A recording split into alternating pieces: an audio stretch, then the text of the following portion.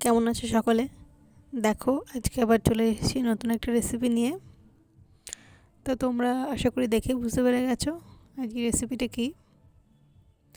তো হ্যাঁ, আজকে হচ্ছে দেখো আমি এখানে বানিয়েছি চিলি চিকেন।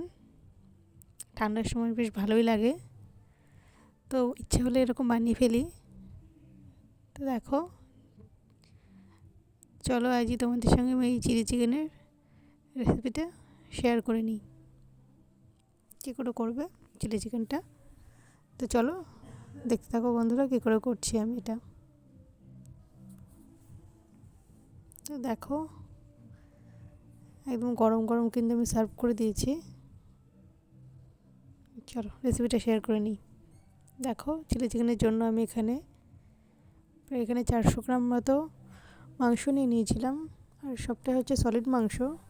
আর সলিড মাংসটা আমি এইভাবে ছোটো ছোটো পাতলা পাতলা করে পিস করে কেটে নিয়েছিলাম। একেবারে ছোটো করে নিই, মাঝারি মানে দেখো।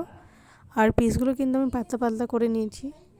চিকেনের পিসগুলো কিন্তু এরকম পাতলা পাতলা করেই কেটে নেবে, তাহলে কিন্তু চিকেনটা সেদ্ধও ভালো হবে আর খেতেও বেশ ভালো লাগবে। তো দেখো, আমি পাতলা পাতলা করে পিস করে নেওয়ার পরে এখানে আমি হলুদ দিয়ে দিয়েছি, লবণ দিয়ে দিয়েছি। আর এখানে দেখো আদা বাটা, রসুন বাটা দিয়ে দেখো খুব ভালো করে এটা মাখিয়ে রেখে দেবো। আর এটা মাখিয়ে অন্তত রেখে দেবে 1 ঘন্টার জন্য, রেখে দেবে ম্যারিনেশনের জন্য। তো দেখো, এটা মাখিয়ে আমি রেখে দিয়েছি। তারপরে দেখো 1 ঘন্টা পর আমি এখানে প্রায় 4 চামচ মতো এখানে আমি কর্নফ্লাওয়ার গুঁড়ো নিয়েছি। আর 2 চামচ মতো চালের গুঁড়ো নিয়েছি। দেখো, এখানে চালের গুঁড়োটা দিলে একটু মুচমুচে টাইপের বেশি হবে। আর দেখো, এর সঙ্গে আমি একটা ডিম ফাটিয়ে দিয়ে দেবো। দিয়ে এটা খুব ভালো করে মাখিয়ে নিতে হবে।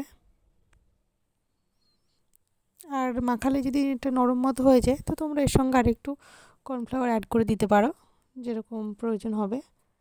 তো দেখো মাখানো হয়ে গেছে। তারপরে দেখো, এখানে আমি তেল গরম করে একটা একটা করে এখানে দিয়ে দিচ্ছি। একটা একটা করে দিয়ে এটা আমি ভেজে নেব। আর এটা কিন্তু খুব কড়া করে ভাজবে না, একটু কিন্তু হালকা নরম করে এটা ভেজে তুলবে,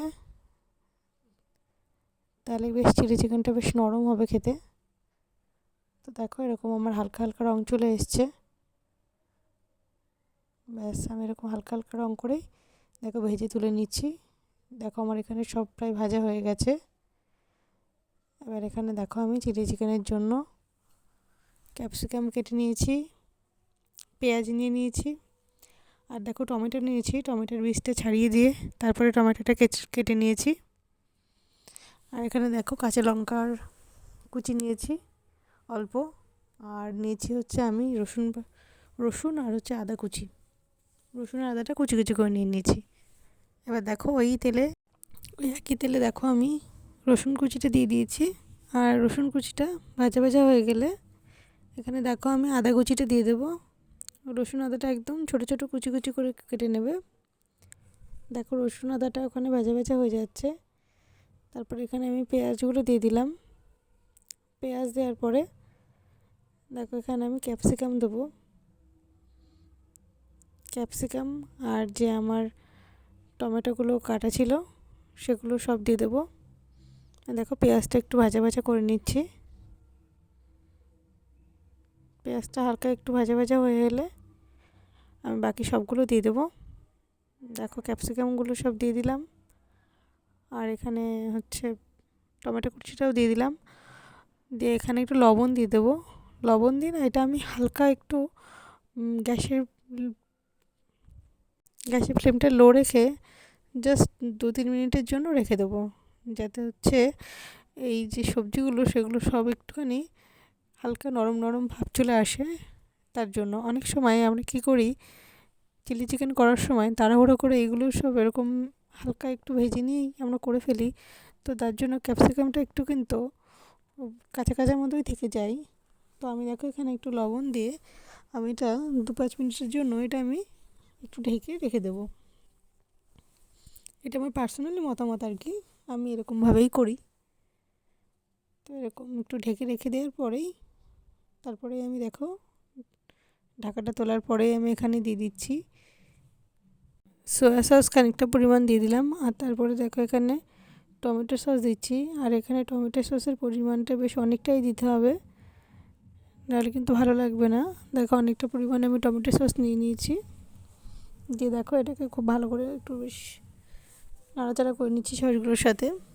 তারপরে দেখো এখানে ভাজা ওই চিকেনের পিসগুলো আমি দিয়ে দেবো। দেখো দিয়ে ওর সঙ্গে একটুখানি মিশিয়ে নিচ্ছি। একটু ভালো করে মিশিয়ে নেওয়া হয়ে গেলেই আমি এতে দেখো জল দিয়ে দেবো। দেখো আমার প্রায় মেশানো এখানে হয়ে গেছে। এবার আমি একটু পরিমাণ মতো জল দিয়ে দিলাম। পরিমাণ মতো জল দিয়ে যখন এটা বেশ ফুটে আসবে খানিকক্ষণ, এটা রেখে দেবো ফুটে আসা পর্যন্ত। দেখো জল দিয়ে ভালো করে নেড়ে চেড়ে এটা ফোটা পর্যন্ত রেখে দেবো। দেখো আমার এখানে প্রায় ফুটে এসেছে। তারপরে দেখো আমি একটু কর্নফ্লাওয়ারগুলো দিয়ে দিলাম। দেখো কর্নফ্লাওয়ারগুলো দিয়ে দিয়েছি। আর হ্যাঁ, তোমরা এখানে নিজেদের টেস্ট অনুযায়ী লবণটা আর ঝালটা কিন্তু দিয়ে নিতে পারো। আর এখানে কিন্তু একটু গোলমরিচ গুঁড়োও তোমরা দিতে পারো। আমার বেশি ঝাল খাবো না বলার জন্য গোলমরিচ গুঁড়োটা দিইনি। তো দেখো এখানে দেওয়ার পরে এটা গ্রেভি হয়ে চলে এসছে। এবার দেখো আমি এটা নামিয়ে নিচ্ছি বাটিতে। দেখো গরম গরম এখানে দিয়ে দিচ্ছি। দেখো এত গরম যে আমার ক্যামেরার লেন্সটা দেখো প্রায় আবছাই হয়ে গেছে। তো চলো, আমার এই চিলি চিকেনের রেসিপিটা যদি তোমাদের ভালো লেগে থাকে তাহলে অবশ্যই লাইক করো, কমেন্টে জানিও কেমন হয়েছে। কমেন্টে জানতে যেন ভুলো না। তো চলো, আমার পাশে থেকো, চ্যানেলটা সাবস্ক্রাইব করে নিও। আর অবশ্যই কিন্তু এই রেসিপিটা বাড়িতে একবার ট্রাই করে দেখো, খেতে কিন্তু মন্দ হবে না। তো দেখো চলো, আমার এখানে প্লেটিং প্রায় কমপ্লিট হয়ে গেছে।